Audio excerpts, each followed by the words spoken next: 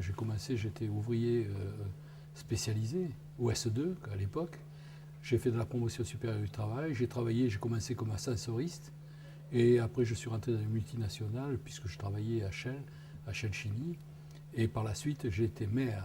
Et en tant que maire, j'ai eu des responsabilités qui me permettent de me rapprocher du monde de l'entreprise. Et comme ma commune est une commune rurale, je me suis intéressé à tout ce qui était la ruralité, tout ce qui était le monde agricole. Et comme je suis une commune, c'est un donneur d'ordre, eh bien, je travaillais avec beaucoup d'entreprises, des petites entreprises. Et c'est là où je me suis rendu compte, par rapport à mon travail dans ma précédente société, qui était Shell, c'était les petites et moyennes entreprises qui sont, disons, le fer de lance de notre industrie par la sous-traitance, quand je travaillais à Shell, et aussi dans la commune, ces entreprises travaillent en prestation de services dans beaucoup de domaines. Et c'est là où on se rend compte que c'est les choses les plus simples. On a besoin d'une personne qui change des fenêtres, on a besoin d'une personne qui refait les parquets, on a besoin de personnes qui font des faux plafonds, on a besoin de plombiers, on a besoin de ces petites PMI, PME qui apportent beaucoup de services, qui créent beaucoup d'emplois. Alors on n'en parle pas, mais ce sont ces petits ruisseaux qui font les grandes rivières, plus que les grosses sociétés qui ont tendance à dégraisser par pans entiers. Et souvent, le premier dégraissement qui se fait, ce sont les PMI, PME qui souffrent le plus. Et je pense qu'il faut d'abord aider les PMI et les PME. Il faut consacrer nos moyens sur les PMI et PME, car c'est eux qui sont plus fragilisés par la crise, plutôt que les grosses sociétés. On sort de 3 échecs. La fin des 30 glorieuses qu'on a nié, on a continué à faire des dettes et à ne pas tenir compte de la fin des 30 glorieuses.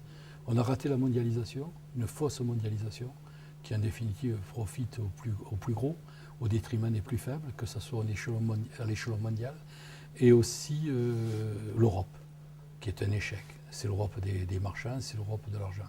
Je crois qu'en définitive, il faut se recentrer sur le réel. Il faut se recentrer sur les réels besoins des gens, écouter leur attente. Moi, je suis pas pessimiste. Je ne suis pas pessimiste parce que je pense, vous savez, la France a subi, quand vous regardez en arrière, la France a subi énormément de crises et a toujours surmonté les crises. Et actuellement, qu'on le veuille ou non, moi je trouve que la vache est encore grasse, car on se permet encore des gaspillages qui sont intolérables. Et je crois qu'il faut peut-être recentrer nos aides vers les PMI, PME, le CICE. Il y a eu des bonnes idées qui ont été faites. Je crois qu'il vaut mieux les recentrer, requalifier, simplifier aussi le fonctionnement de nos institutions, alléger nos structures. Vous voyez, du bon sens. Mettre du bon sens à la réalité de la vie. J'ai été élevé chez les jésuites. Alors c'est vrai que j'ai bien oublié, mais il reste toujours quelque chose. Il faut savoir, il faut donner un sens à sa vie. Et je crois que la politique permet de donner un sens à la vie. Alors moi, c'est vrai, j'étais un élu local. J'étais un élu local puisque j'étais maire, que j'étais conseiller général. Ça, c'est des élus basiques. Après, j'ai été député un peu par accident puisque j'étais suppléant d'Olivier Ferrand qui avait créé Terra Nova, qui m'a apporté énormément de choses. Puisque, premièrement, il était brillant. Il avait fait HEC, Sciences Po, l'ENA. Il a été DIRCAP de Romano Prodi. Il a travaillé avec DSK et tout. Il a créé Terra Nova, qui est quand même un laboratoire d'idées. Et je crois que le laboratoire d'idées, c'est pas avoir nos idées, c'est confronter les idées des uns et des autres, se limer les uns les autres pour essayer d'apporter quelque chose. Et je crois que grâce à Olivier Ferrand, j'ai appris beaucoup de choses, malgré mon âge, puisque je suis plutôt en fin de carrière. Mais faire de la politique, ce n'est pas une finalité.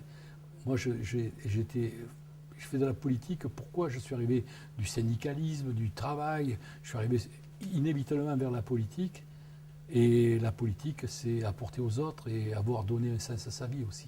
Moi, j'aimerais qu'on demande aux élus, avant de prendre un mandat, mais peut-être un peu dans tous les domaines, parce que quand vous regardez certains chefs d'industrie qui arrivent avec rien, qui repartent avec des millions d'euros, qui se donnent des salaires indécents, Hein, je penserai à l'ancien patron de Vinci qui était parti avec 300 millions d'euros.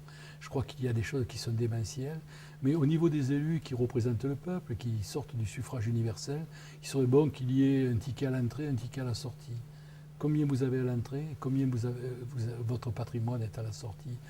Et aussi, moi je suis pour qu'on paye les élus, quoi. Alors juste valeur. On ne peut pas demander à un gars de sacrifier sa vie familiale, sacrifier sa vie professionnelle, mais il faut qu'il nous donne des comptes, et nous rende des comptes, et nous fasse son bilan.